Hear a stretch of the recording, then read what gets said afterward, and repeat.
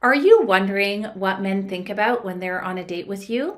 Well, in this video, I'm going to share 3 common things that men think about when they are on a date. So let's dive right in. The number 1 thing men think about is, okay, fine, it's sex, but let's admit it, we often do too, right? Okay, I'm digressing, but the number 1 thing men think about on dates is if they are attracted to you. So yes, that has a component of sex in it, but they really want to know that there can be or is chemistry and that they are able to be or become attracted to you.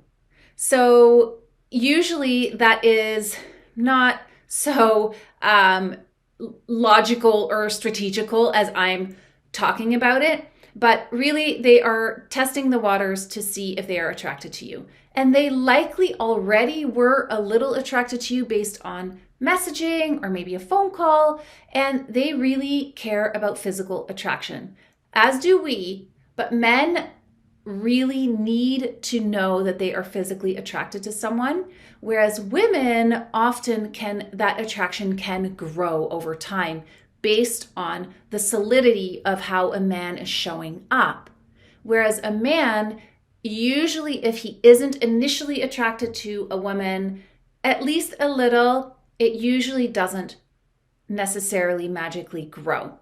And that's a topic for another video. I don't want to go too deep into that, but it's to do with masculine and feminine ways of feeling attraction and the needs that each energy has in order to feel connected to the opposite sex or a partner. It doesn't have to be the opposite sex, of course, but mostly I talk about heterosexual relationships, but the masculine and feminine come into play in homosexual relationships as well. So it's universal. It applies universally. All right. The second thing that men look for on a date and that they are checking you out for is if you are emotionally self-reliant.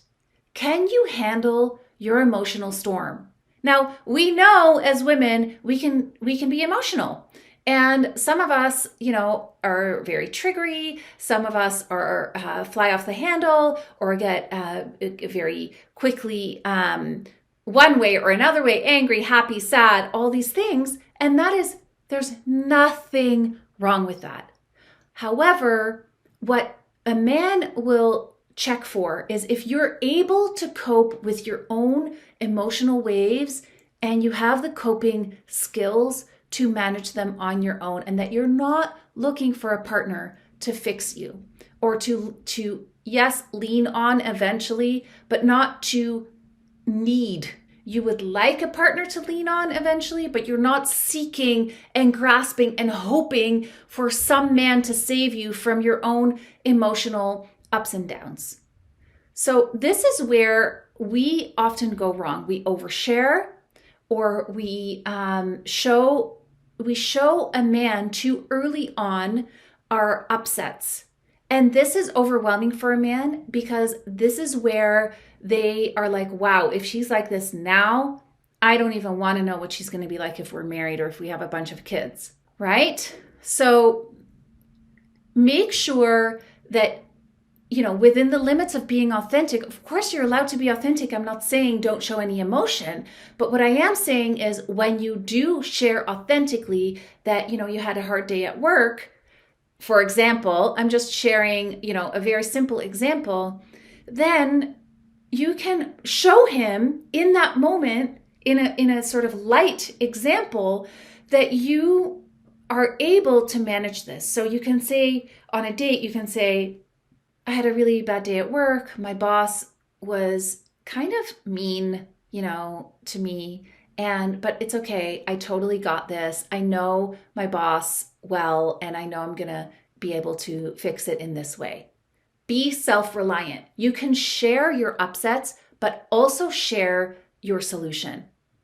This is really important at the beginning of a relationship. So on a date, when you're first dating someone, you really want to show that you've got this, you've got you. It doesn't mean that you have to be overly independent and show off that you don't need any help. That's another fine line, right? You want to be able to be open to support. And actually, what really works well is to ask a man, what do you think? If you're really open to what he thinks. If not, you just say, look, I've got this. I just wanted to share. I had a really bad day at work. This and this happened, but I've got it, and then move on. Keep it short and sweet. This is also showing that you're self-reliant, that you can get over stuff. You don't need to spend the entire dinner bitching and complaining and moaning and whining about how hard your day was. And the guy is like, oh my Lord, I don't even know how to help this woman. All right, so that is what the second thing men are looking for. And before I go into the third thing, if you like this video so far, hit the thumbs up button. And if you're not yet subscribed to my channel, hit the subscribe button, because every week, twice, I release new videos on Tuesdays and Thursdays, all along these lines, and giving you amazing dating and relationship and self-development advice. So don't miss out, subscribe and hit the bell button. That's not the bell button, but hit the bell button so that you will be notified whenever I release a new video. All right, on to the third point. Men are checking to see if he can fulfill her needs. All right, this one's a little confusing maybe. So let me clarify. A man naturally wants to give. A man naturally wants to make you happy and fulfill your needs and desires. But if you're blocking him from giving to you, if you're blocking him from paying for dinner because you have your own stories about what that means, you have to give him sex or you have to kiss him at the door when he drops you off. We have all these stories and societal things going around in our heads that are really messing this up. So if you are unable to receive him paying for dinner, he's going to be like, well, I can't please her, right? So learn to receive. If a man opens the door for you, say thank you. Don't get pissed off at him and be like, I've got this. Like, what do you think? I can't do it? This is how men have been treated recently over the last few decades, and they're feeling really afraid to be chivalrous. And then we go and bitch and complain that men aren't chivalrous anymore, right? So make sure that he knows that he can fulfill your needs and desires. So say thank you, and say specifically thank you to what he did right. Thank you for buying me this coffee. It feels so amazing to be taken care of. Yeah, it's uncomfortable for you to say that, but I swear to you, try it. If you say that to a man on a first date, he will trip over himself trying to do more things for you, and he will want to see you again.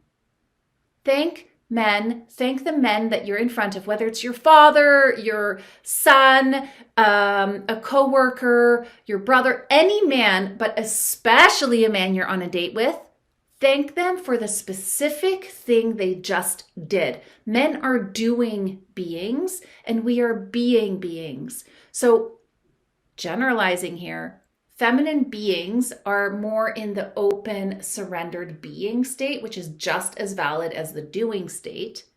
But men are very doing, and so they want to feel useful. So allow them to be useful, for crying out loud. Let them buy you that coffee, even if you're completely uninterested in him sexually or to go on another date. Let him pay, and then your payment to him is to thank him for buying you that coffee and telling him how it made you feel, and make it something positive. Don't say, I'm uncomfortable that you just bought me a coffee. I mean, you are sharing what you feel, but make it something positive. Like, wow, no one has ever been this generous and bought me a coffee before. I mean, I hope that's not true, but if that's true, you can say something like that, and men love that. All right. So number one, a man has to feel attraction for you. Number two, he needs to see that you're self-reliant emotionally. And number three, you are pleasable. You are pleasable, and you are able to receive all the gifts that he has to offer. All right. I hope you like this video. Again, if you haven't hit the thumbs up yet, hit the thumbs up, hit the subscribe, and I will see you in the next video. Bye for now.